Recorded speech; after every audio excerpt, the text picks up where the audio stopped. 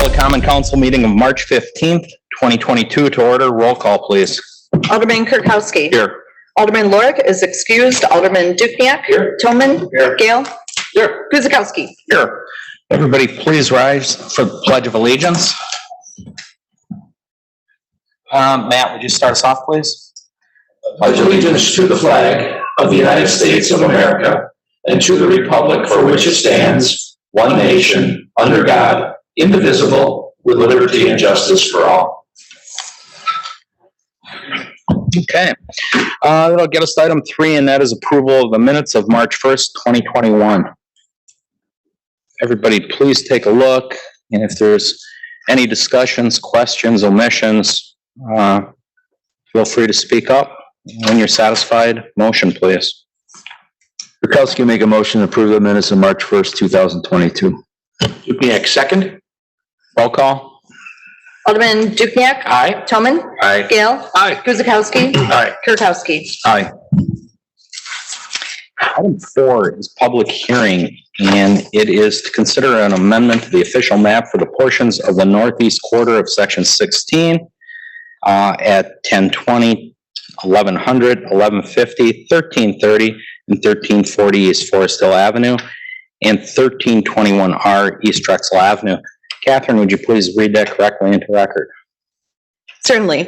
Public hearing number 1 is to consider a proposal by Cheryl Lee to amend the official map for a portion of the northeast quarter section of section 16 mapped unimproved right-of-way affecting the properties at 1020, 1100, 1150, 1330, and 1340 East Forest Hill Avenue and 1321R East Drexel Avenue. Applicant is Cheryl Lee. Legal description there follows. Date of notice is February 16th, 2022. Thank you. Carrie, you got us tonight?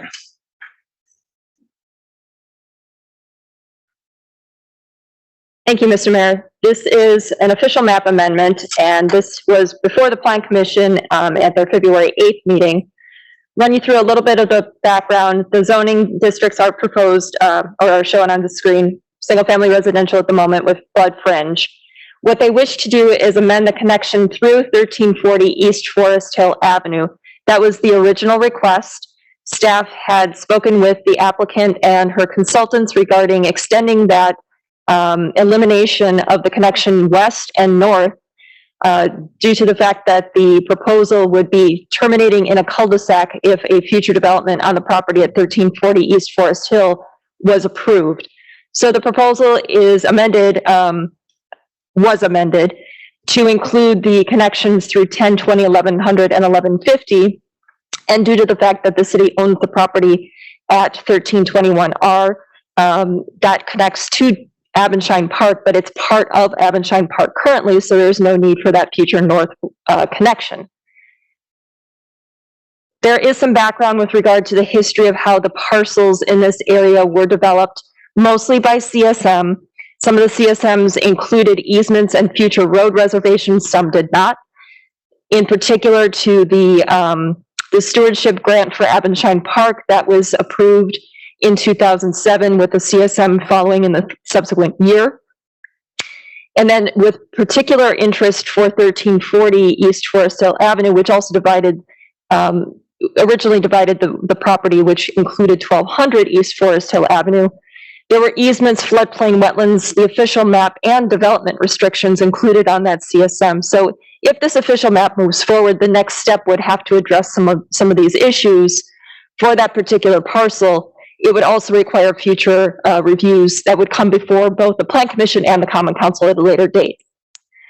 So what's on the screen right now in red is the portion that is being proposed to be removed, and the portion in blue is proposed to be amended. The amendment is the yellow area, which may change slightly because there's a very sharp right angle there, but this would be how that future road would serve the proposed development if it were to be approved through future reviews, which would include rezoning, plan unit development, possibly a condo, etc. So that is the proposal before the Common Council this evening. If there are any questions, I'd be happy to answer them. Mr. Mayor. Thank you, Carrie. And as this is a public hearing, I will be making 3 calls. If you'd like to speak, please approach the podium. We will need your name and address for the record. This will be the first call. Anybody wishing to speak on the item?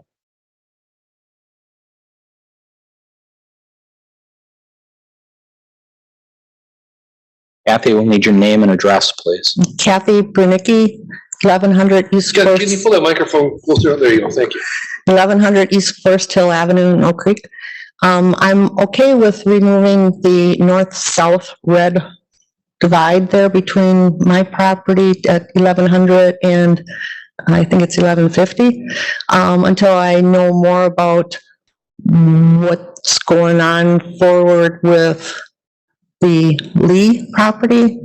I don't want to give any notice to say yes about the other part going east and west. Okay. We will answer that, yeah, in order. Second call, anybody wishing to speak on item 4, the official map amendment? Third and final call before I close the public hearing. Anybody wishing to speak?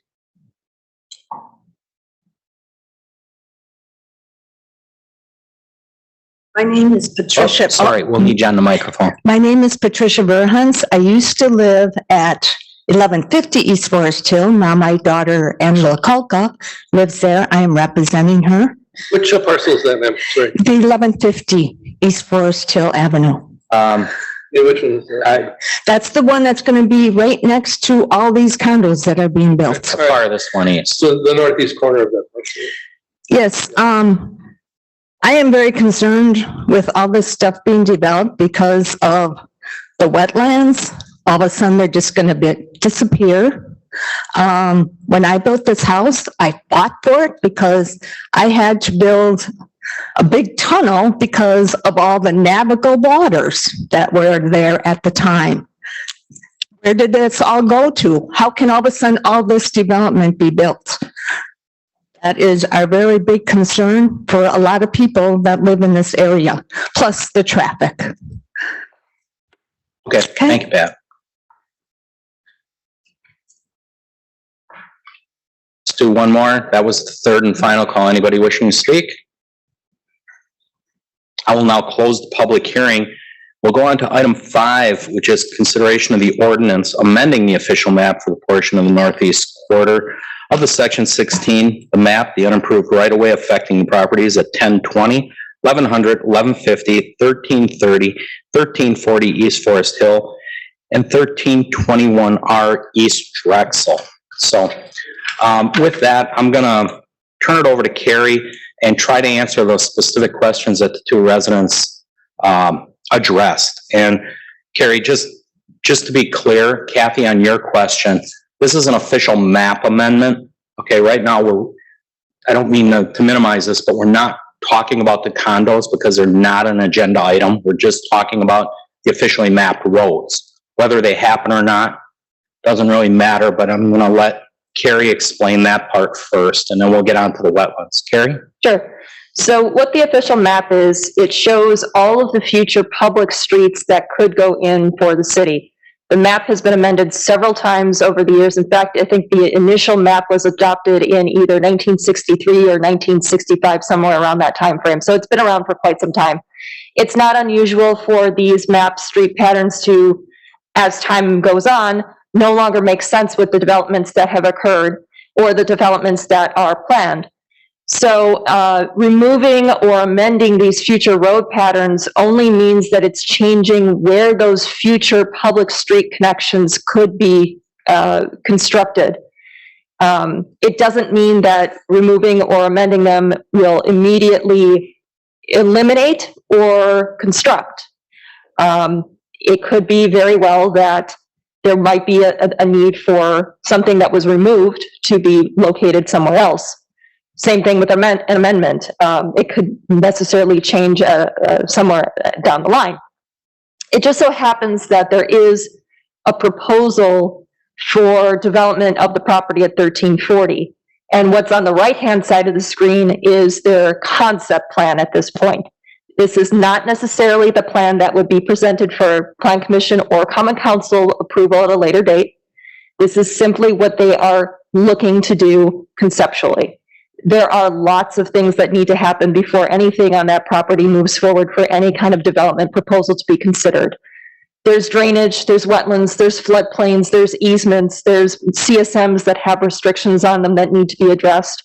There's a lot going on with this property. If we amend and remove some of these official map streets affecting these properties, it's likely that there would be so many reviews before this board and the Plan Commission that what's on the screen may not even be relevant, meaning the proposal on the right-hand side.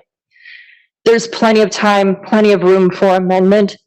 It's really just reserving, it's kind of just flipping that cul-de-sac to the other side of the street so that it wouldn't connect through to the other parcels to the west.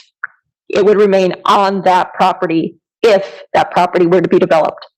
Thank you, Carrie. And then before I go to council, the other question Pat had concerning wetlands and delineations of them. And Matt, maybe that's more you or Carrie, I'm not sure. If you could just answer that before I go to council. Yes, thank you. As far as wetlands and delineations, that is a required step that they're gonna have to take as they move forward. As far as removal of wetlands or navigable waterways, that is in the jurisdiction of Wisconsin DNR. There are many steps that they're gonna have to take in public hearings in order to change those. So at this point, it's out of the city's hands as far as how that occurs, but we generally work with the DNR to address those issues. Ladies, I hope that made sense to you, particularly with the DNR. It's quite the process. But with that, I will go to council and I'll respectfully go to the first district first. Steve. Thank you, Mayor. I'm glad Carrie pointed out that this is going to take a lot of time because I think what I'm going to ask for is going to use up some of that time. Yeah, I was at the Plan Commission meeting that night, and there were a lot of residents who were concerned a little bit about traffic, and the traffic issues are always manageable to some extent. But the overriding issues that the residents had that night was flooding issues. And I subsequently talked to our city engineer about my suggestion in that over the years, we have had individual concerns of flooding issues from a resident here, a resident there, a resident there.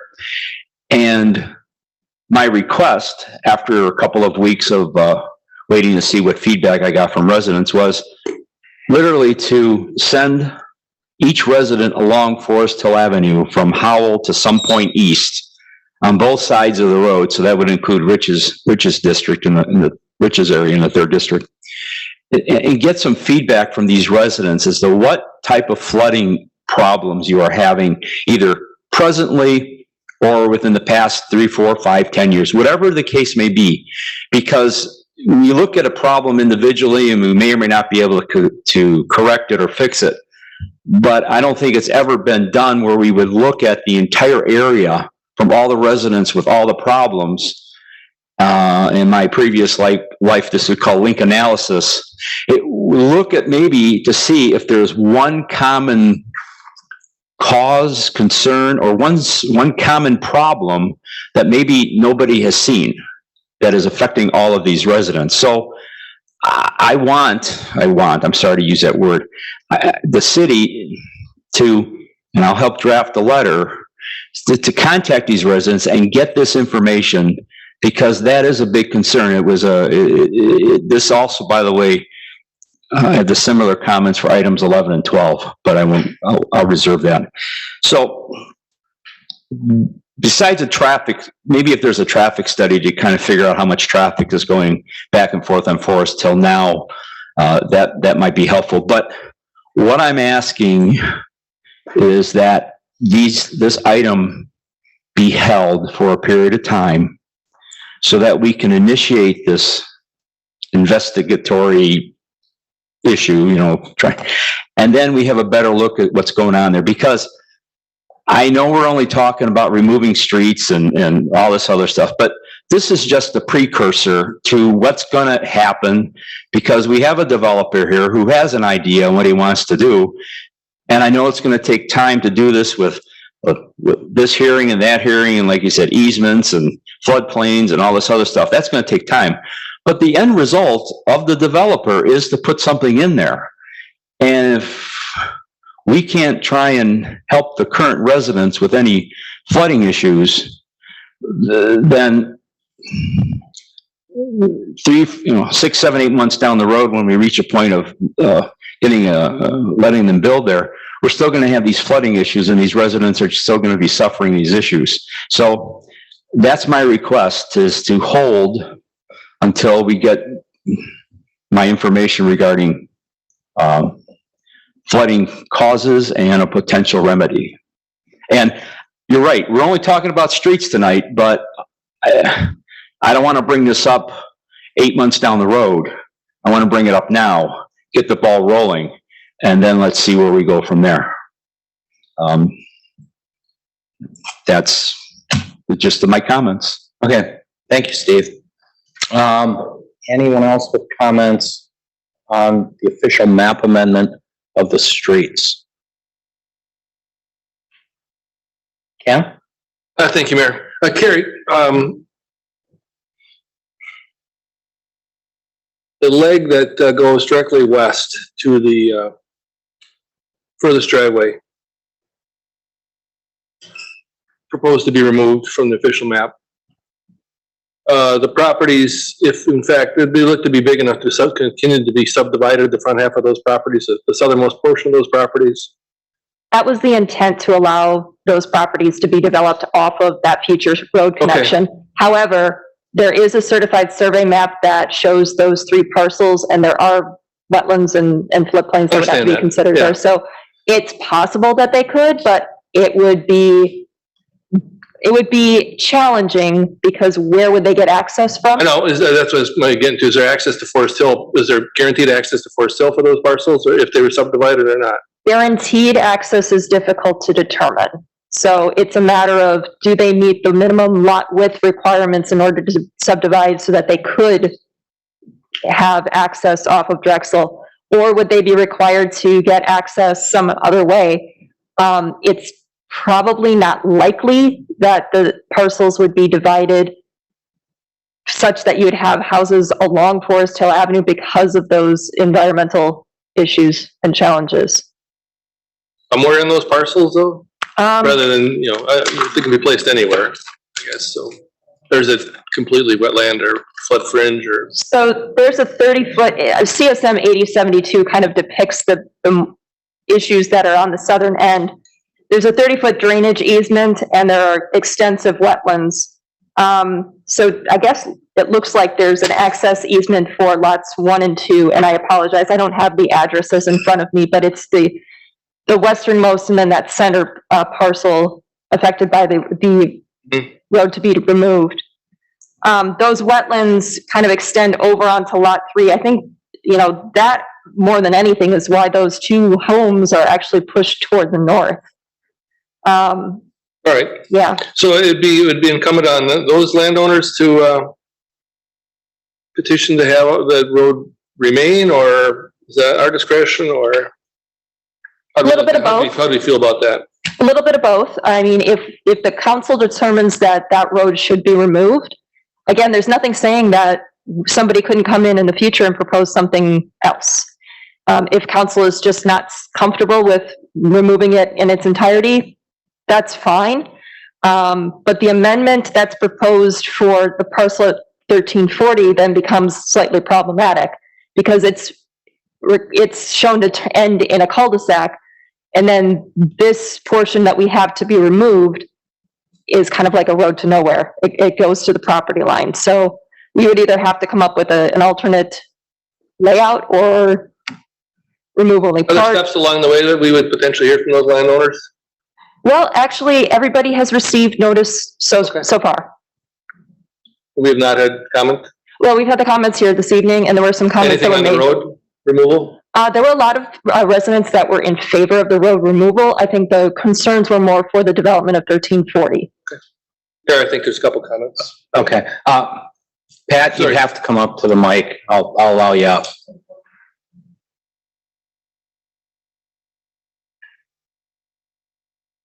Hi, my parents own 1020 East Forest Hill. They are not here right at the moment, and that's the land you're talking about. And that would be for them to be able to build on that land. They don't have wetlands. And they did not receive a letter to come to this meeting. Well, and we have to consider, maybe not your parents and maybe somebody else eventually too. So that's, I'm just, no, yeah. we gotta think longer term just in case. So, all right, that's all I had, Dan. Oh, okay. Yeah. Anyone else? Yes, Rich? Alderman Dukenyak, third district. Carrie, as I see the official map amendment, it borders the south side of Forest Hill. So I think it does impact some residents of the third district. I don't know if those, I know that there's one large farmland area nearby, but I think there are several households that would be affected by the map amendment. Did they receive notification of the meeting? And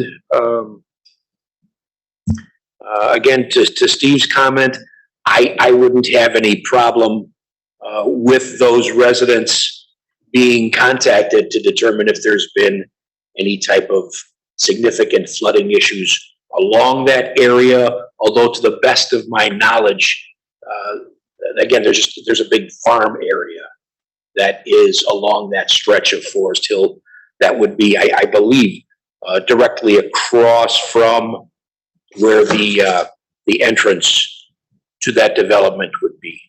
So just number one, if third district residents were, alerted to this, and Steve, yeah, I'm okay with it. So residents within 300 feet of the proposal were provided with notice. Okay. I believe that included all of the affected parcels. So it was within 300 feet of all of the 4 or 5 parcels that are shown here. So that would include across the street. Future road, the future road patterns that are on the official map are, if you can see it on the screen or in your packet, they're represented by the dotted line. So there are other future road patterns that are in the area that are unaffected by this particular proposal, but they're still on the map, and those are not intended to be changed as part of this particular request. One last comment is that if those residents of the third district were notified, I didn't receive any type of comment or communication from residents that had concerns about the proposed map amendment. And I will say that as staff, we've not received any direct comments on this. The comments that we received were during public meetings. Okay, thank you. Yeah. Oh, go ahead. I did have a follow-up that just came to my mind. Regarding Steve's question, I think this stormwater is important in almost every part of Oak Creek. I know you had thought about taking everyone from Powell Avenue East. My one hesitation is the fact that we don't know that this parcel causes any water problems for anybody. So I'm wondering about holding up, their development plans for discussion as we move on to try and fix something else. I don't know if they're necessarily linked. You know what I mean? There might be some links. I remember, when the little subdivision went in along Forest Hill, that drainage easement was a big issue right there. But then it's obviously not linked to this property. So I'd be hesitant to hold up somebody. I think we can do something concurrently with what's going on. But I don't know if Carrie, if you have any evidence of that this particular proposal or parcel, these parcels cause water issues for other folks. I'm not sure if we have any evidence of that. So what I can tell you, Alderman Gale, is that there are drainage easements, there are wetlands, there are floodplains in the area. When this particular parcel comes forward for development, whatever that may be, in whatever form that may be, they would have to address all of those issues. In fact, this is a little bit slightly cart before the horse. They still need to go for a comprehensive plan amendment. If that's approved, then they would have to go forward with a plan unit development situation. They would have to amend, actually, they would first have to amend the certified survey map. The certified survey map has development restrictions on it currently. Specifically, they have those drainage easements on there as well, kind of cutting through the property at a diagonal. So there's some significant engineering work that needs to move forward before this parcel can even be developed with a single home at this point. And as part of those requirements for development, you're right, spot on. Stormwater, drainage, that all has to be addressed in their engineering for whatever they propose before they can receive any kind of approval. Be that on-site detention, be that through easements, be that through acquiring some kind of drainage easement over other properties. There is something that already exists, but the requirement is that the pre-development condition is not exceeded by the post-development condition with regards to stormwater runoff. Is what Alderman Kirkowski proposed typically brought into the fold as we look at those kind of requirements? Generally speaking, per code, we can only require that development to manage their own water. Meaning, we probably, or actually not probably, we cannot force them to increase their stormwater pond to address properties outside of theirs. Now, they would have to address or pass through off-site water or treat it. It's up to them at that point, but we can't require them to treat it. Meaning, any off-site water that passed through that property, they would have to pipe it. They wouldn't have to treat it. So it's very clear on what we can require them to do, but we cannot make them treat the water from upstream.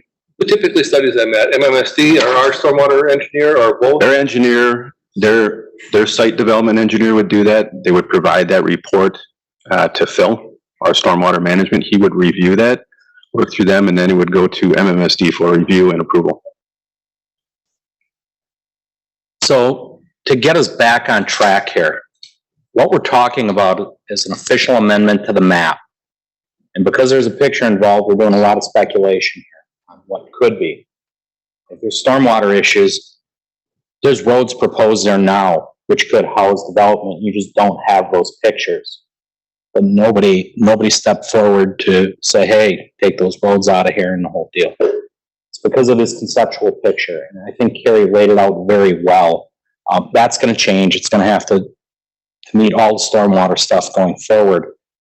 I tend to agree with Ken. I don't think we have to hold up removal of these, an amendment of this map. It may or may never happen. On paper, roads exist there now, and nobody's talked about, oh, there could be a development because nobody drew a house next to the road. Now we have houses drawn next to the road. Everybody's worried about getting flooded out. Now, not to say there couldn't be issues, but I think Matt and Carrie described it pretty well, the process that needs to go on to allow these homes in.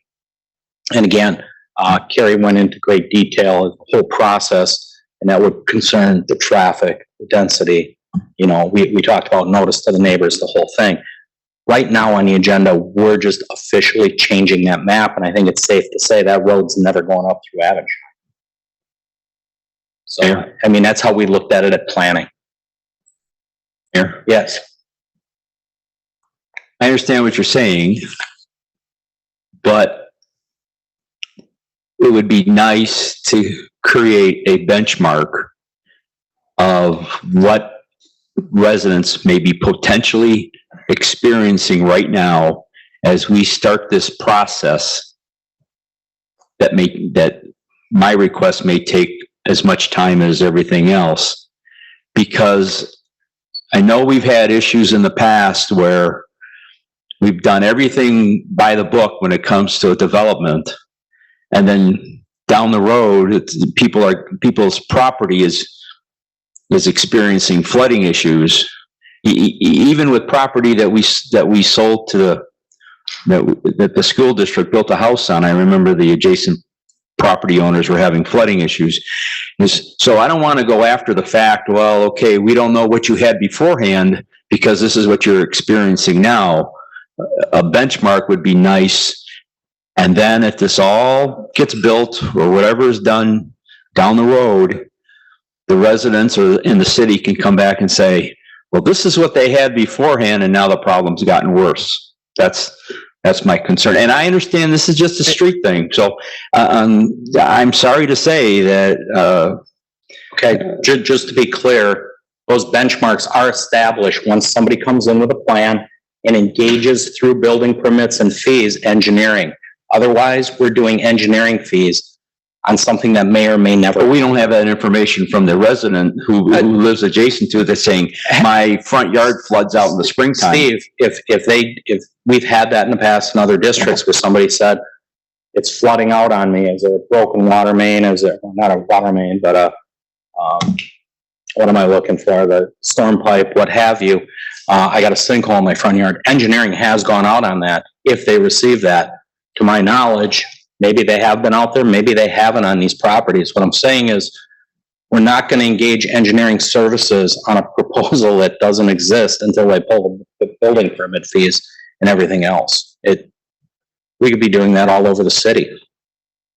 We just don't have the engineering service to do it until the developer pulls the permits and engages our engineering. I think it would be a waste of city resources to do it this soon. Until somebody comes in and says, this picture you see, that's what I want to do. Then Matt's crew gets to work. Kathy, last shot. Come on up. I kind of know where Steve's coming from because my property goes back to 1950 something, where I have a contract from the city for $1 that they were going to take care of drainage. No, they wanted drainage in front of our property. They were going to take care of it. All they'll do is take care of the culvert underneath our driveway, and that's the extent of it. Over the process of time, things have gotten worse. We did go to the city to have water, to have the problem looked at. And the city says, it's out of our hands. DNR says that it's navigable waters. We can't do anything. So this is the problem the city created back in 1957. And with development, it only got worse. So he's being proactive about a problem that was existent from the city a long time ago. And I have the documentation. I don't mean to be disrespectful, but it was going on from 1957 and we've had problems for many years. No, I'm saying in 1957 is when the When the agreement handshake was for $1 with Okay, the city. If the agreement was in place and we're in 2022, even if it goes back to 2000, we should have been in here addressing it back then. But we were trying to address it. My parents tried to address it back in the 90s. We tried to address it a few years ago, and when we did, the city sends out DNR. Okay, now we can't do anything.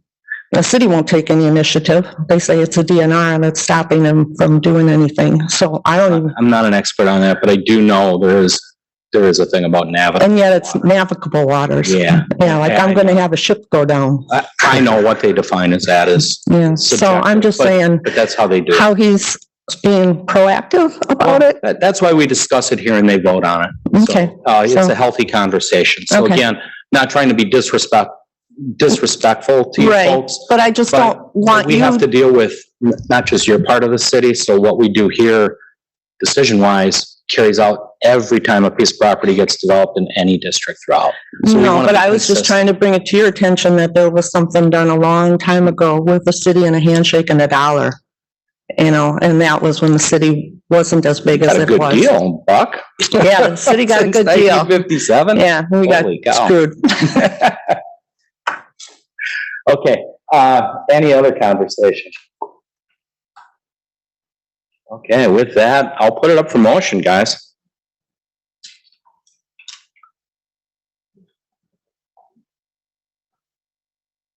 Gail is going to move to approve ordinance 3031, amending the official map for a portion of the Northeast 1/4 section of 16. And details as listed. Guzekowski, second. Roll call. Alderman Tobin? Aye. Gale? Aye. Guzekowski? Aye. Kirkowski? No. Dukenyak? Aye. Motion carries. Folks, again, it's, all we're doing right now is amending the map on the roads. As this goes through the process, you're gonna be informed. Everybody within 300 feet will be informed, and at the alderman's discretion, he can extend it, up to 600 feet? Matter of fact, I'll make that request right now, make it 600 feet, please. Steve, you can take that as wherever you want, so it doesn't have to be 600 feet, so. Yeah, I think, well, we know sometimes we double it, so that's Or if there's certain homes you want to make sure included, just make sure Carrie's aware. Yeah, if you- 600 feet. If you have boundaries, or we can just do a blanket distance, that's fine. And Alderman Dukenyak, I will extend that to you as well. Okay, great, thank you. Just keep in mind, it's conception, so. Okay, that'll get us to, is that 5? That was a long 5. Okay.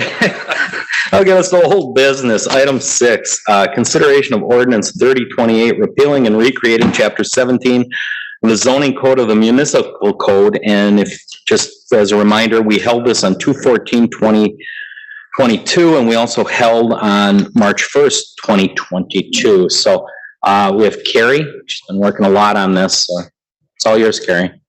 Thank you, Mr. Mayor, and thank you to the council for your consideration. And we were able to kind of identify some things that were, I don't want to say missing, but things that were unclear, things that were requested to make a little bit clearer, and even some things to add. So in Article 3, under the use tables, we wanted to clarify single-family attached versus multifamily. We also did that as part of the definition section, and I think that's a little bit clearer now. We also had a request that went to the Plan Commission and is considered by the council as part of any zoning code updates. We tried to merge it into this one for private emergency services facilities. This is not something that would necessarily be contracted for public coordination, but from my understanding, Assistant Chief Havey gave a great explanation at Plan Commission. Basically, this is for transport services. So it's somebody needs to have transportation between the hospital and their home, or vice versa. They call up these private emergency services, get an ambulance ride. That doesn't necessarily mean that there are, lights and sirens and things, but that's who they would contract with. The hospitals would technically contract with them as well. So that would be a consideration for a conditional use permit in the B4, LM1 light manufacturing, and M1 manufacturing districts as proposed. Article 4, we just had a clarification for mobile food establishments and food trucks. Nothing for permanent, nothing changed there, but for temporary uses to address Alderman Lorick's concern, there is now some language in there that allows a little bit of discretion for location of those temporary food trucks that would still require a temporary use permit. Gives discretion to the community development director. So if you do have some kind of block party, you would still be able to put the food truck in the cul-de-sac of a closed street, for example. Whereas normally you wouldn't be allowed to use the public right of way. But again, that's on a case-by-case basis as approved by the director. Telecom towers, we had solar and some other things that were in there. The telecom tower section was just inadvertently removed. That is now put back into the code. That's required by statute, so we have statutory requirements included as part of that. Telecom towers would be conditional uses, I believe. Residential exterior building materials are now spelled out for any residential structure. In Article 5, and this was where a majority of the conversation at the initial Common Council meeting occurred, was with regard to outdoor lighting. And we did beef up those standards, so to speak. We made it very clear that non-residential versus residential lighting, there are different standards, but there are standards for both. So if there are any questions with regard to that, that section did change quite a bit. And that did include conversation and review with the electrical inspector. So we're all pretty much on board with what's included in there now. Did allow for some low-level kind of residential lighting, so you'll be able to have your kind of, they call them wall wash lighting, so your sconces that kind of just, or your uplights that are on the side of the building itself. Just, highlighting the wall as a feature, or, your pedestrian path kind of lighting. Those things are still allowed, but it's still trying to address those kind of concerns that the residents were having about lights that were not angled properly or the intensity of those lights. So that's all in the standards now. Great, question to them. Yes. Will those standards be applied retroactively? No. No, the only time that we can apply anything quote unquote retroactively is if they actually come forward and they want to change something. So if they change a fixture, then they would have to comply with current code. But we cannot require those that are in place unless they were a part of a violation situation. we can't apply this code retroactively, So that would be triggered by permit. correct? Or replacement. I mean, we're not gonna catch every light bulb that gets changed. We're not gonna catch every fixture that gets changed. But if somebody has a complaint, we can go out and we can have our neighborhood resource officer take a look, make sure that it's compliant with code, inform the resident and the neighbors that this is what the requirement is, so you'll have to either shield it, direct it downward, kind of turn that intensity down. Those are all in there. Barry, so what you, I understand it correctly. So if anybody after tonight, if this passes, Yes. decides to put in any of those gaudy looking LED lights to trim their windows, they would be in violation? Potentially? Potentially, yes. Yeah, okay. Been a couple of years since that came up. Yeah, we struggled with that one. Certainly, if it's mounted to the exterior of the building, that's not allowed. And we did talk about that with the consultant. I'm not entirely certain if it's just in the lighting standards or, I think we tried to make sure that those different sections of the code overlap, so we didn't have them just in the lighting standards, just in the sign code standards. They're in multiple places, so we catch it all. If we didn't catch it, we'll be back to you for an amendment. One quick question on that, if I could, Mayor. Yes. So Doug had mentioned that one of the most frequent flyer complaints to the NPO is quote unquote obnoxious residential lighting, a wall pack on an accessory building or just an obnoxious light on the side of a wall or on the side of a home. We would have the authority, maybe under a nuisance complaint or something along those lines, to address that, because we're not, I mean, this is fairly useless if they're requiring a permit for something, because we're never gonna catch these people before they change out the lighting, right? So it's always going to be retroactive unless we've taken a snapshot of the entire city at this time, which of course we have not. So That's a fair it assumption. might be a separate process, but there would be a way under that. I just want to make that clear. Is that everybody's understanding? Because I think that might be important to some of you, especially with Doug's comments that a lot of our complaints, and rightfully so, a lot of times are excessive light pollution from the neighboring structure. I apologize. I didn't mean to interrupt. So the one caveat to that though is if it's a new fixture that requires an electrical permit, we would catch it at that point. But if it's an existing fixture and they just swap it out for a quote unquote brighter bulb, that's going to be complaint driven. Okay. Are there any other questions on the outdoor lighting section? Okay. We also made it very clear that we have mixed use and non-residential design standards. So if you look in the full draft of the code and if you look in the revised draft of the specific article itself, you'll see a lot of things that are crossed out. That was just taking out the design standards under all of the non-residential sections and putting them in one. So every non-residential building, every mixed-use building, that will have to comply with this particular section. So if you have, let's say, a building like at Drexel Town Square where it's commercial on the first floor with residential above, those are the standards that apply. A commercial building, a manufacturing building, all of that has to comply with these standards. And they're pretty consistent with what we have right now. They're a little different in terms of their percentages for certain materials that would be allowed. Under Article 8, the short-term temporary uses, we wanted to clarify how many temporary use permits per calendar year could be issued to a particular property, and that's 3. And we also clarified the number of days, which is 14 consecutive days. So you can have up to 3 permits for 14 consecutive days per calendar year. And then finally, there was a request by the Plan Commission as a, kind of a clarification item that staff brought to them at their last meeting. Sign appeals are going to remain with the Plan Commission rather than going to the Board of Zoning Appeals as was originally presented. Those are the updates that have occurred since our initial meeting, and if there are any questions, I'd be happy to answer them. Mr. Mayor. Thank you, Carrie. Questions for Carrie? Steve? No questions. I said this last time. Thank you for addressing the mobile food establishments, food trucks issue. I had a couple of people who were concerned about that, and so thank you for straightening that up. Thank you. else?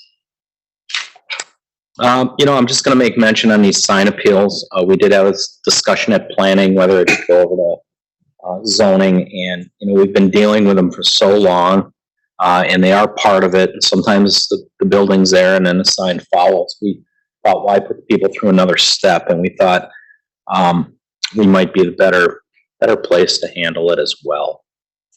It's never easy doing signs, without a doubt, but a lot of them tie in to Drexel PUD and everything else, so, for the time being, we kept it here. It can always be moved, but we thought it was feasible to keep it there. At least you guys know what you're doing on them. Sometimes. What if that is a pain in the backside? Pain in the backside. No, everyone's kind of different, and, I say that jokingly, but I do think we get it right. But it is difficult because you deal with corporate signs, and then our standards different, the way we measure them out, and needs are different too, for all different businesses, so. And I think with the sign code, if I can add on to that, Mayor, I think with the sign code as presented, we did take into consideration a lot of the requests for sign appeals that we had. And we did change some of the methods that we have in code for how to measure signs that's more consistent with how the sign code companies are actually measuring them now. Trying to make them a little bit clearer so that we don't have as much confusion. Perhaps people would be put on notice a little bit sooner as to what the signs would be allowed before they even get to the point where they're asking for a sign appeal. We're not going to catch everything. People are always going to want more than what we have or something slightly different, but we did try and capture some of the kind of the recurrent themes for each of these sign appeals that we've been seeing over the years. Anything else for Carrie? Mayor, I was just gonna mention that, the whole process, it was pretty mind numbing, so I wanna, thank Carrie for taking the charge on this and working with the consultant, because, how you deal with it every day, and you talk it and, breathe it every day, it's like such more second nature to you, but you were able to bring it to us, and break it down and show us, the easiest way you could. And, so thank you very much for doing that, and taking the lead. Yeah. Now, you've had, probably 3 years all in with the comp plan and this thing? We started, I think we had an initial kickoff meeting with Housea Levine Associates and staff before we started the comprehensive plan back in 2018. So it's been a multi-year process. Now, of course, COVID threw a wrench in a lot of things. Long haul, so. Yeah, it's been a process, but I want to extend my appreciation for everybody who worked on both projects. Marathon input, but great input. And I think that was what made the documents what they are. And I think that's a testament to everybody who was involved. These are pretty good documents, honestly. So, not to boast or anything, but I think we did a really good job. We took in a lot of input. Is it perfect? We'll find out. Yeah. And there's no further discussion on 6, motion, please. I'll move to approve ordinance 3028, repealing and recreating chapter 17 zoning code of the municipal code. Guzekowski, a second. Roll call. Alderman Gale. Aye. Guzekowski. Aye. Kirkowski. Aye. Dukenyak. Aye. Toman. Aye. And item 7 is community development, and it's consideration of a resolution approving a certified survey map submitted by David DeSantos, Mod Homes LLC, for the property at 10730 South Howell Avenue. Carrie. Thank you, Mr. Mayor. And the next 3 items are all related to each other. The certified survey map that is presented to the Common Council at this point is regarding the existing plan unit development for what is known as the residences at Oakview. It's a condominium development. What they are intending to do is divide the property into 2 parcels along their phasing line. The plan unit development was approved in 2019. That does not this proposed CSM does not affect that PUD. We had extensive conversations with the applicants and their representation to ensure that. And again, this is related to the condo plats in the next couple of items. So on the screen right now, it's giving you an idea of what they are proposing to do. It's really for financing purposes on their end. So again, the proposal is to divide the property along the phasing line. If there's a question as to why it appears that the streets end and there's only development on one side, that's because lot 2, the phase 2 portion, is about to begin. This will complete the PUD on lot 2. I believe that roads are already under construction if they haven't already been completed.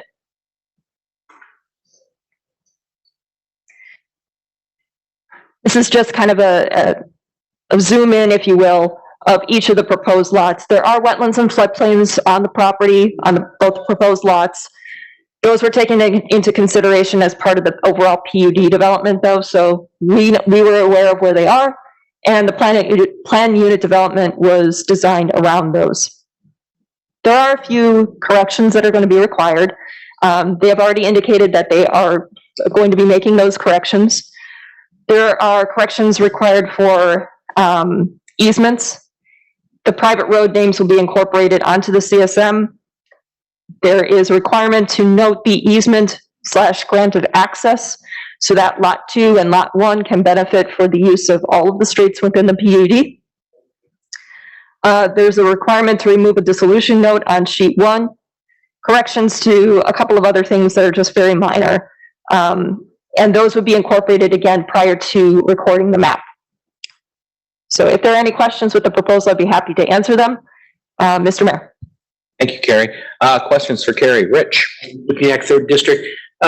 Carrie, does the original main entrance, does that remain the only point of ingress and egress for that development? I looked at the north end of this lot number 2, and I didn't see any connection to Howell Avenue. That was actually something that was worked through with WISDOT and with the fire department. There's only an emergency access point on the north side on lot 2. It will be, okay, that was, I believe it's gated or chained or Okay. something like that, but it's only for emergency access. So the current access point will be that main drive. okay. Other questions? Okay, seeing none, motion.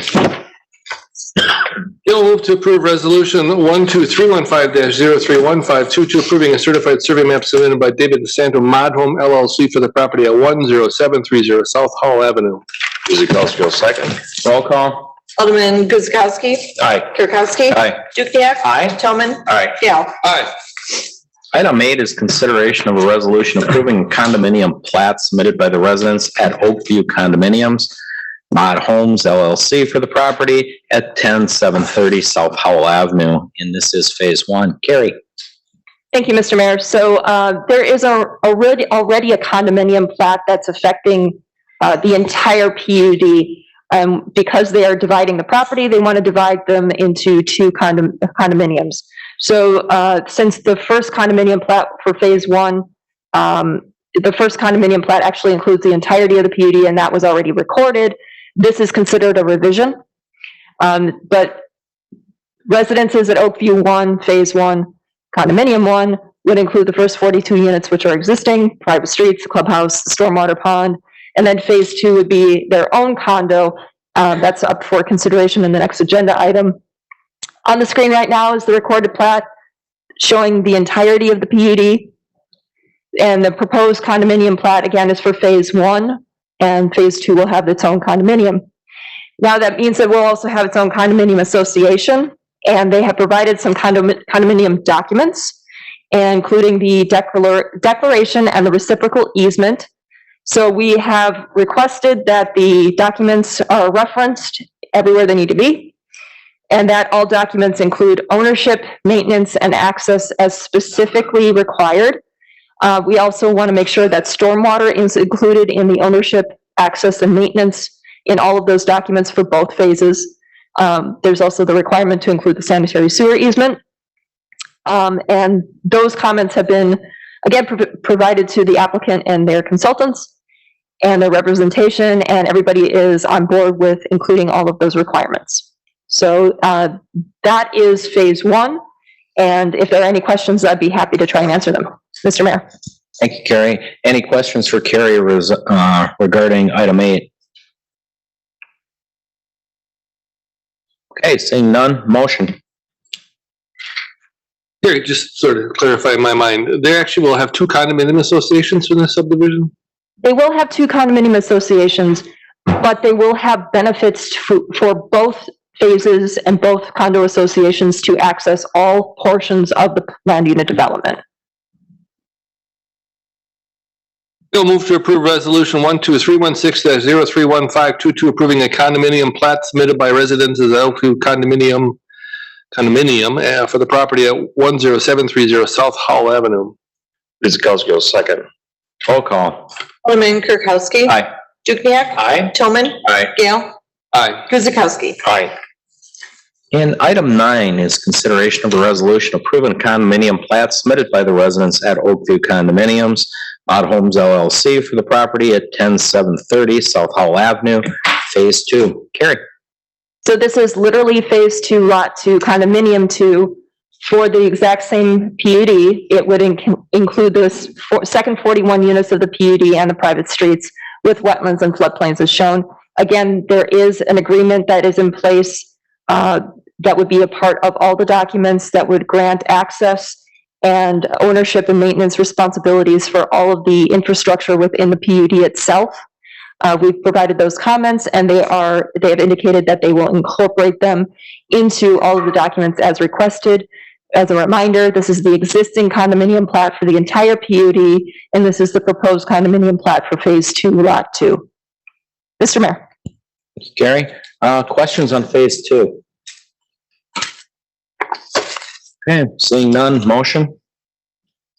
Bill move to approve resolution 12318-031522 approving a certified survey map submitted by, sorry, the resolution, we're on 9, right, Dan? Right, correct. Yeah. Resolution 12317-031522 approving a condominium plat submitted by residents at Oakview Condominium for the property at 10730 South Howell Avenue. Guzekowski, second. Roll call.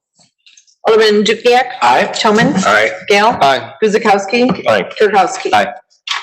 And item 10 is consideration of a resolution approving a certified survey map submitted by C.R. Durco LLC for the properties at 2231 and 1933 West Putes Road, 8834R South 13th Street, and 8950 South 20th Street.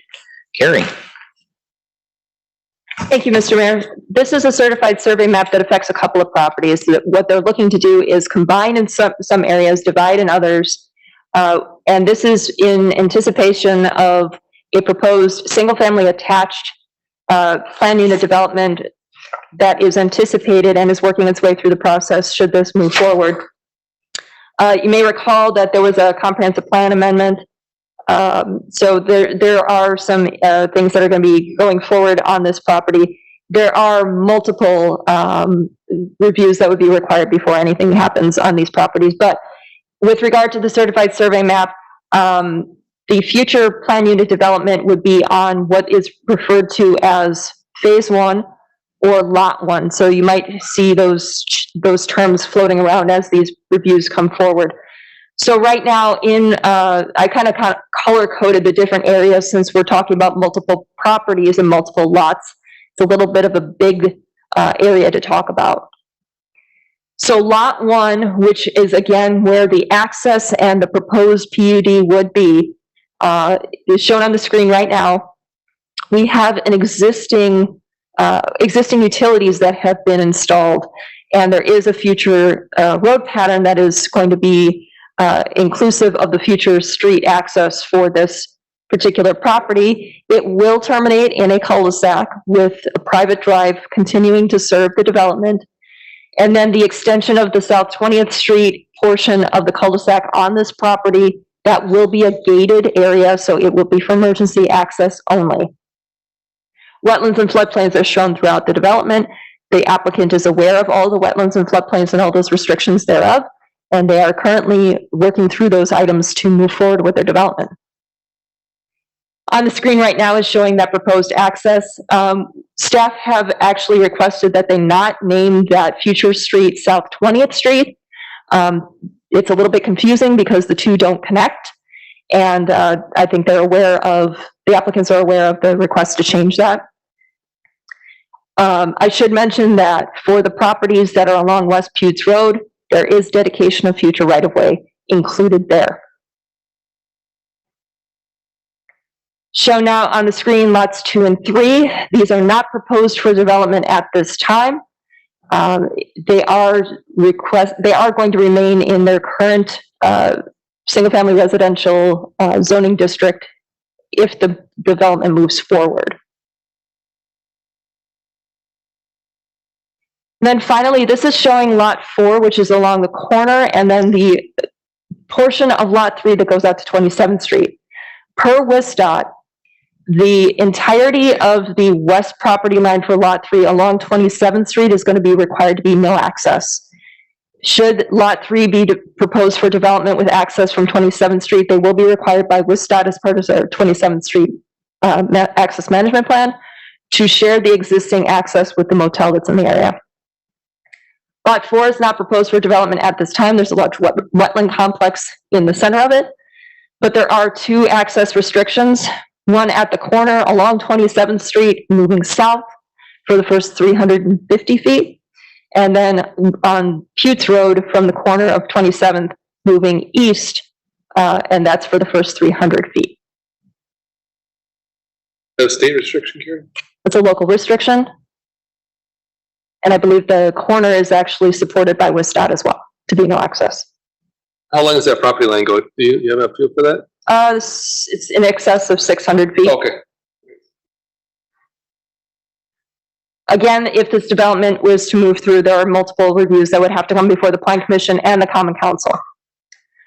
I'd be happy to answer any questions. Mr. Mayor. Steve? Harry, I'm trying to visualize where this exactly is, how far along Putes it goes. Does it cover the part where there's that, like, road that's already in there?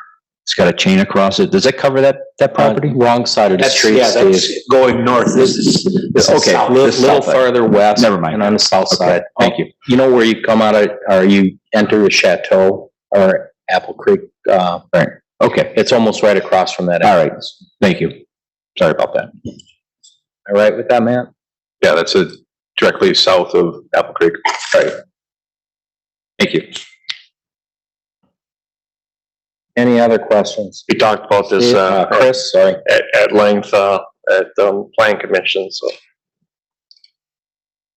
Yeah, we did go over this quite a bit. The residents were in. And again, 2, 3, and 4, this time, nothing's planned for that. They're really just focusing on that one piece. The rest of the lots are pretty challenging, so. If I may, Mayor? Yes, please. Just to clarify the access along the corner on lot 4. That was our request out of engineering, and that was to, eliminate any driveways within that influence area of the intersection being signalized. So, basically, if you can picture where the left turn lanes or right turn lanes develop or start, that's about the location of where those, no access requirements go to. So it still does allow access. Be remiss if I didn't reference the work that we put into identifying single-family homes in Oak Creek as part of our strategic plan. I know it's something you all get often. Why can't we have more single-family opportunities? And specific to our current and former strategic action plan, handling that demand is important. So all of the items we're talking about, although maybe it's a future discussion to be had, were identified. All of those items, including the following item, are identified in our 2018 study identifying the choicest lots for single-family subdivisions. This is one of those, and this is the next one, so I'll just say my piece now. Attaining the highest aggregate score for single-family development. So given all of that, I think it's incumbent, if that's still a strategic goal for the council, to really find a way forward. We'll have issues, whether it be drainage or whether it be, roads that need to be improved to a certain standard and things like that. But if those goals still prevail for you, we can find a way to make it happen. So just wanted to draw that to your attention. I don't know, although the study has been out there for a few years now, I don't know that any on the ground conditions have changed that would, render it, moot or needing to be relooked at, but this is one of those areas that is a highest aggregate score for this type of use, so thought I'd put that out there. Okay, thank you, Andrew. Anybody else? Okay, seeing none, motion? Zukowski makes a motion that the common council adopt resolution 12318-031-522, a resolution approving a certified survey map submitted by CR Devco LLC for the properties at 2231 and 1933 West Puch Road and 8043R South 13th Street and 8950 South 20th Street. Gale, second. Roll call. Alderman Toman. Aye. Gale. Aye. Guzekowski. Aye. Kirkowski. Aye. Dukenyak. And item 11 is consideration of a resolution approving a certified survey map submitted by Ryan Jensen Bruckner LLC for the properties at 641 East Drexel Avenue. Carrie. Thank you, Mr. Mayor. This was brought before the Plan Commission at the last meeting. The proposal is for a certified survey map to divide the existing property. There are official map streets affecting the property, and that actually is quite important for the proposal that is going to be before the Plan Commission and the Common Council at a very near future date. As proposed, the CSM is dividing this into three residential parcels. The lot 1 that is shown on the certified survey map, that will actually be retained by the current landowner for future redevelopment purposes. Lots 2 and 3, which you'll see are split by that future public street, that dedication is shown on the survey map. Those would be part of a larger PUD condo scenario, single family attached, so your side-by-side condo units. That's what's being proposed for the development of this area. We do have some wetlands and floodplains that are affected on the southern end. Those are being taken into consideration in those future development plans. But again, for the certified survey map, nothing is really necessary except to show those. Again, the public roads, public rights of way along Drexel and the future public streets are being dedicated as part of this. What will need to be included on the certified survey map prior to recording would be a 60-foot wide public utilities easement and a 65-foot wide sanitary sewer easement. That's on the northwest portion. There's also, you'll note in the report that we missed a condition that was supposed to be presented to Plan Commission for consideration. We're hoping that council will consider it, and that's no access along the entirety of the north property line for lot 3. So that's intending to have access off of that future street connection that's shown there. The applicant has been made aware of that and has not expressed any concerns. Lot 3 would be, 2 lots out of lot 3 would be retained for single family residential, and then the remainder of lot 3 would be incorporated into the overall planet unit development as it stands at this time. Couple of minor corrections with regard to the road names, Plan Commission secretary name and language in the signature blocks. And again, this would be required to have future reviews for the development of the overall land at a very near future date. Mr. Mayor. Thank you, Carrie. Questions, comments? Steve?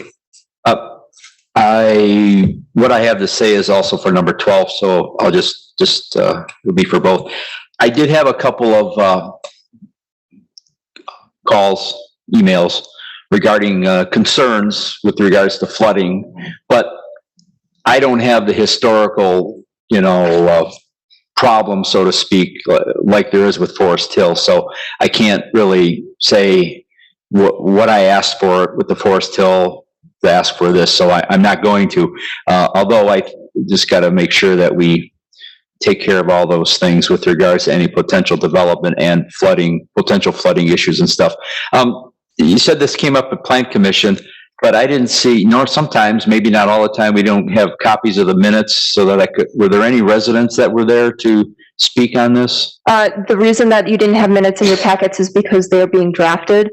So this was at the very last meeting on March 8th, so they're just not available at this time. There were residents, but no one spoke. And I'm making an assumption, but I think it was the property owners that are selling the lots to the developer, Okay. because they look pretty happy the way it went. Oh, and like I said, the residents that contacted me were simply concerned for any potential, flooding issues with the development. They didn't say they had it in the past, but they were just concerned. So, that's all I have to say for both 11 and 12.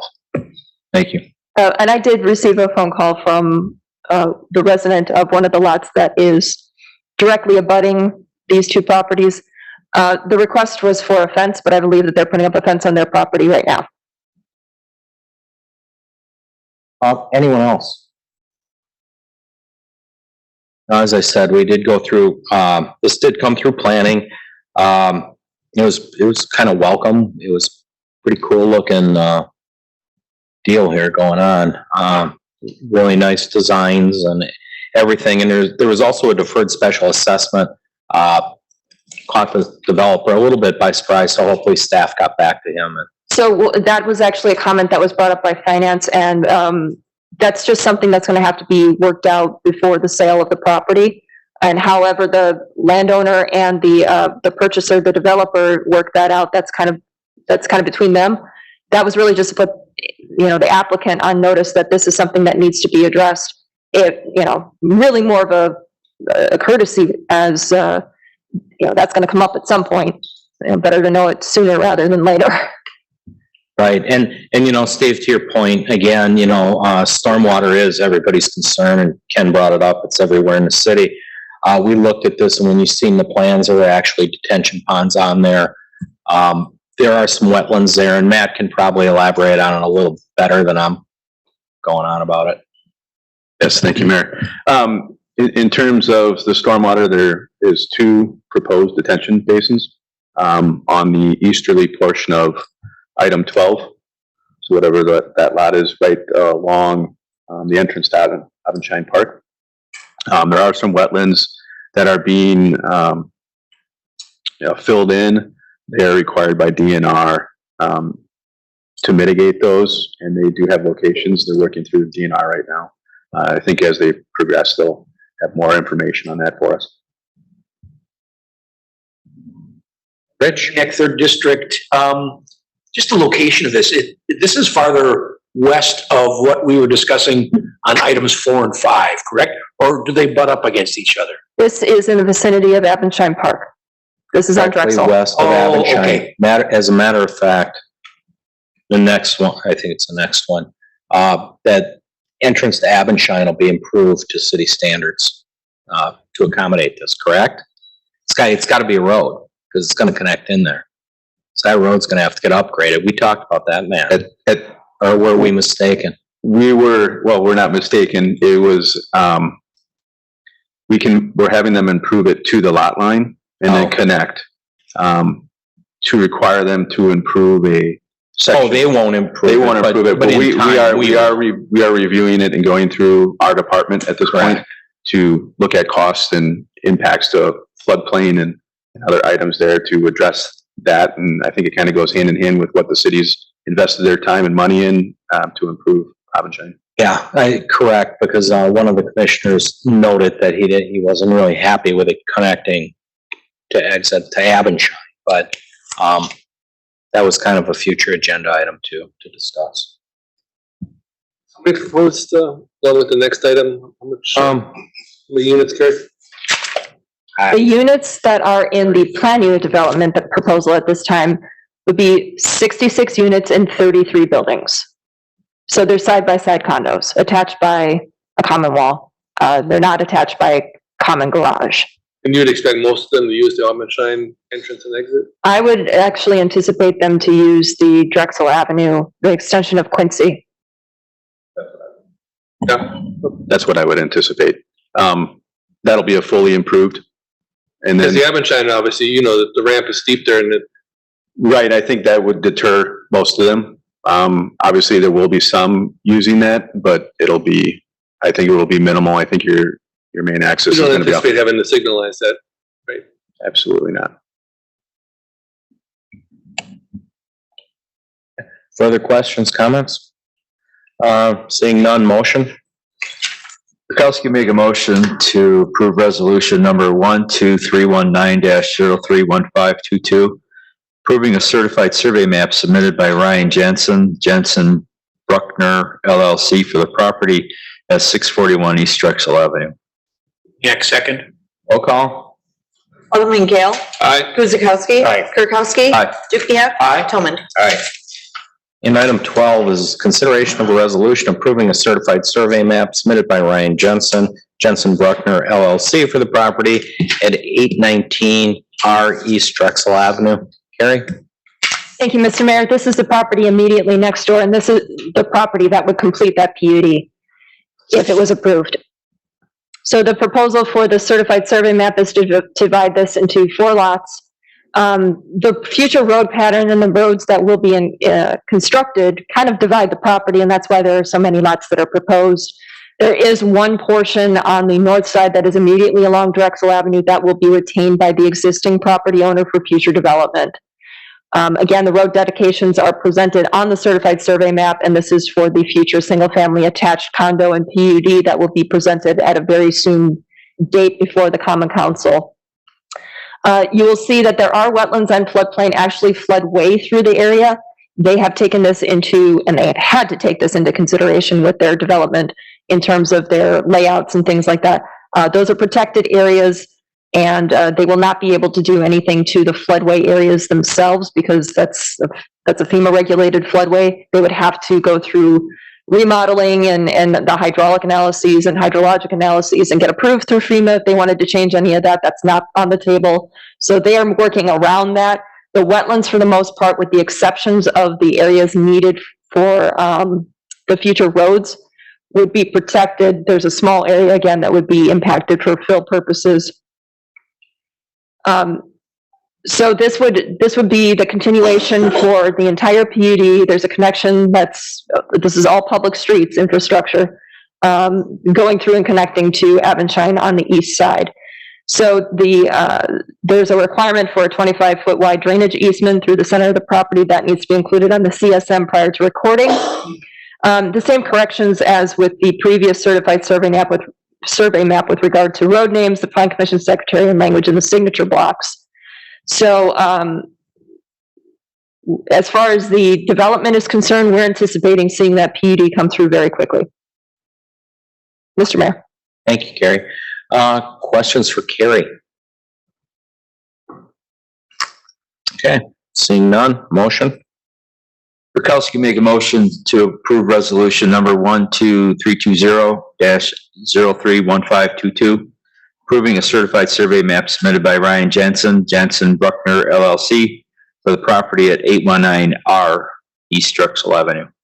Dukenyak, second. Roll call. Alderman Guzekowski. Aye. Kirkowski. Aye. Dukenyak. Aye. Toman. Aye. Gale. Aye. And item 13 concerns engineering, and that is consideration of a resolution accepting the 2021 annual report for Oak Creek's WPDES Stormwater NR 216 permit. Matt, you want to explain that? Yes, we have. This is an annual report that excuse me, sorry about that. This is an annual report that engineering does create and turn into DNR. It's based on water quality throughout the city, so this takes into consideration cleaning of catch basins, street sweeping, odds and ends of that nature that our Department of Public Works manages. So couple points here that we'd like to put out here is the brining solution that we've been using that was implemented a year or two ago. We are experiencing more efficiencies out of that with our salt usage. So you'll notice that our salt usage continues to decrease. Also, we've implemented a new type of blade on a few of the plows, which is called the segmented blade. We're finding that that is actually cleaning our streets quite a bit better, so we're not using less salt just for that. So we're looking to purchase another 10 or 12 additional blades of that nature, using our stormwater fees to hopefully, improve our usage of salt. So as terms of water quality, that's a major improvement. If you have any questions in regards to the thick report, I'll try to answer them for you. Right. Question, guys? Again, really helps the environment, less salt runoff into our sewers, lakes and streams, so it's all appreciated. We will go to a motion on 13, please. Bill move to approve resolution 12313-03152 accepting the 2021 annual report for Oak Creek's WPDES stormwater permit. Guzekowski, second. Roll call.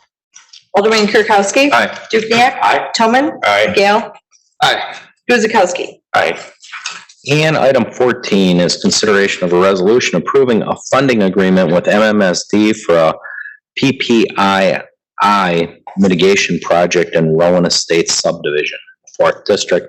Matt? Yes, thank you, Mayor. This would be our second funding agreement with MMSD in regards to this program. In 2018, the council, all of you, approved the policy for the PPI program. This is just following a concurrence to it. Rowan Estates actually ends up being one of the highest inflow rates that we're seeing throughout the city. Water and sewer utility have been doing improvements on their sanitary mains throughout there, whether it's replacement or putting liners in them to minimize the inflow and infiltration. This program would allow us to reach out to residents to potentially replace main or laterals from the main to their home.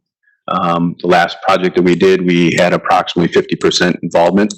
It's 100% paid for by the city and reimbursed 100% back to us by MMSD.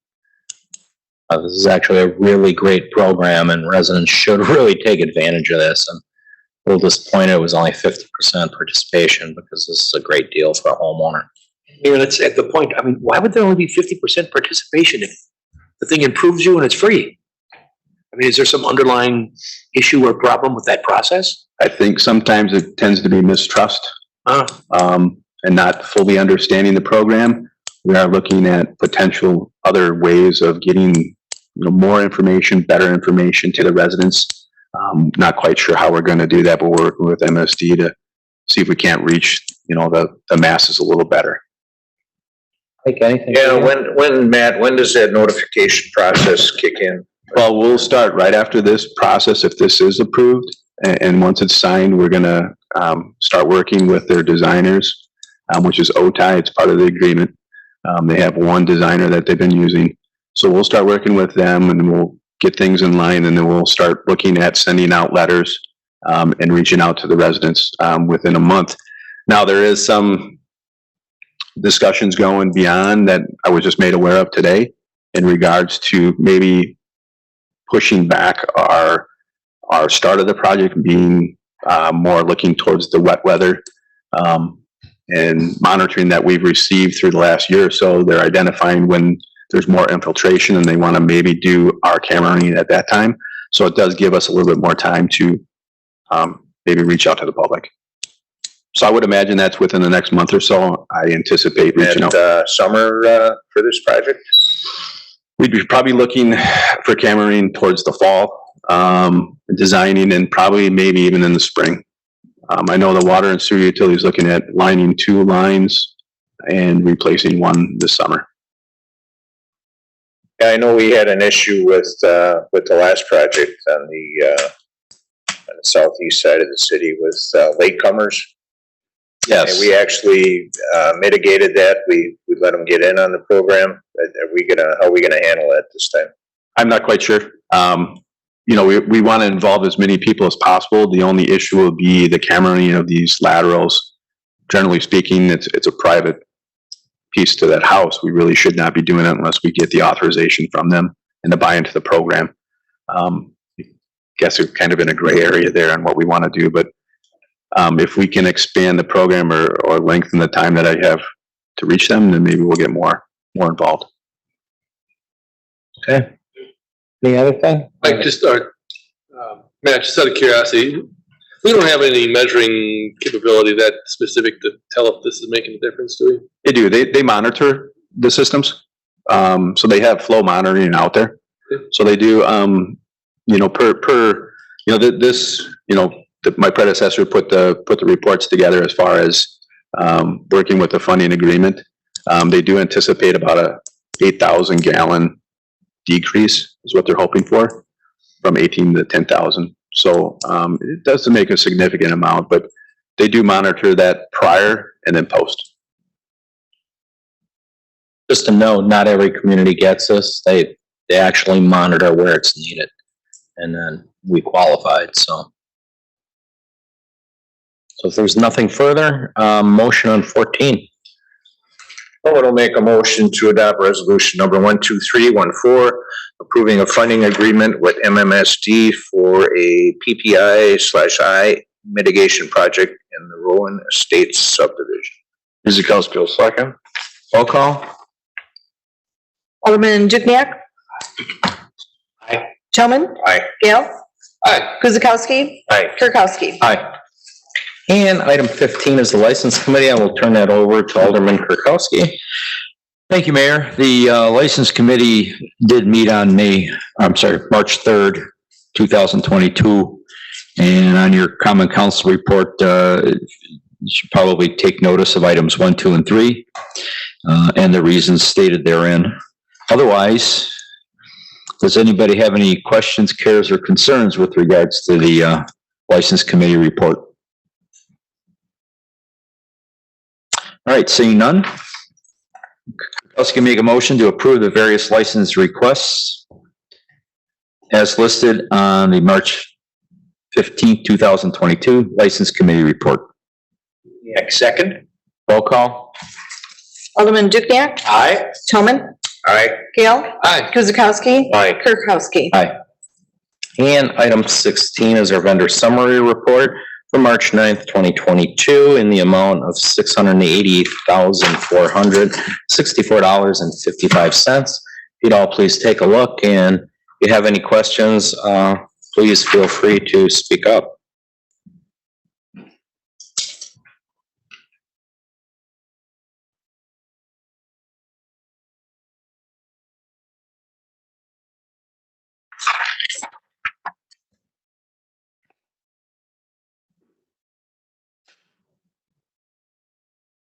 Very quickly, item 1, Animal Wellness Center of Oak Creek, canine surgery. Was that for a police dog? Possibly? Yes, that's correct. Okay. Poor guy. Poor dog. Okay. Makes sense. That's important. What tennis balls? Oh, you shouldn't. Too small. Right down the hatch.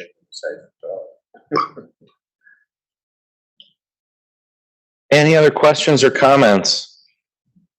If there are none, motion please.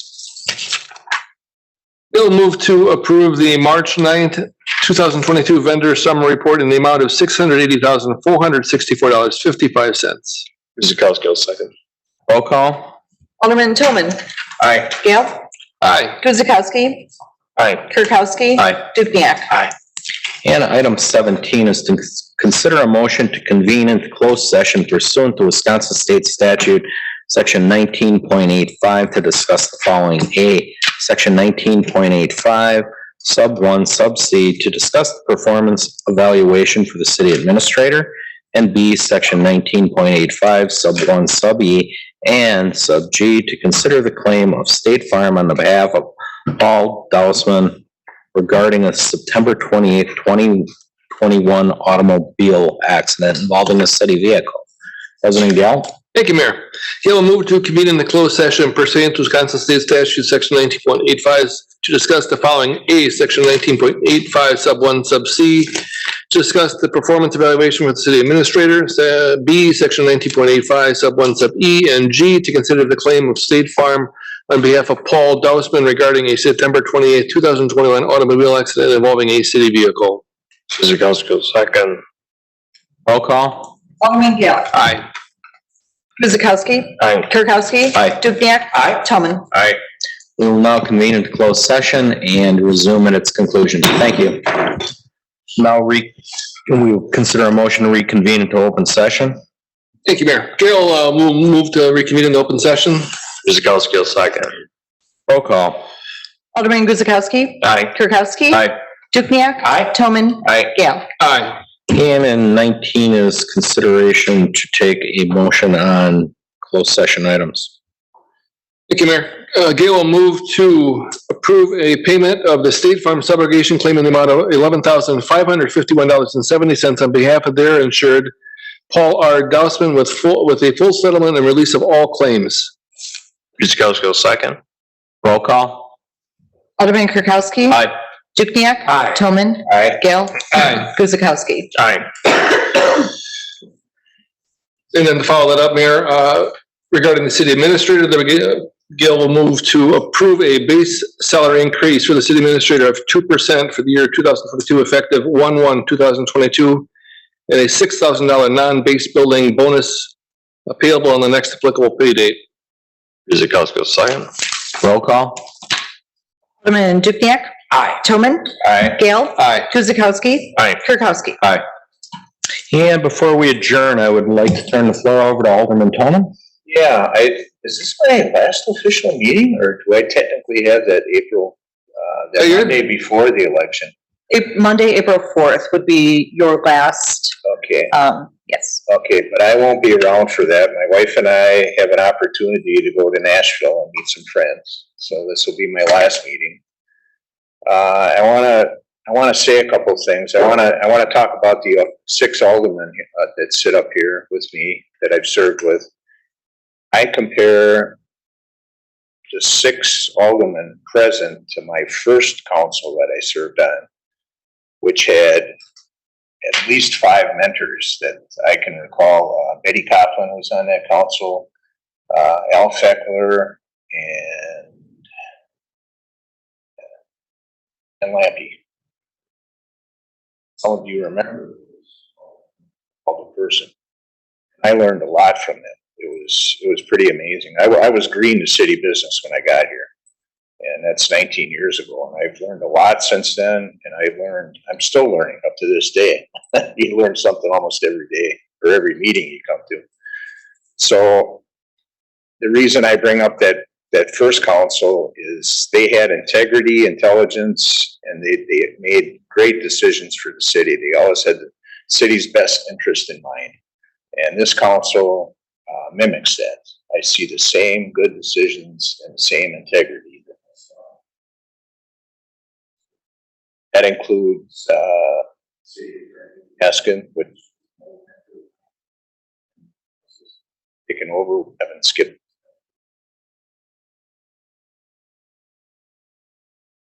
Catherine, you too. Or O'Reilly. You're the go-to person when we need answers. And thank you for all the help you've given me over the years. And thank you too, Melissa, for confusing me with all the legalese language. Most of the time I just shook my head and agreed with you because I didn't understand everything. But, occasionally you threw a little Latin at me too.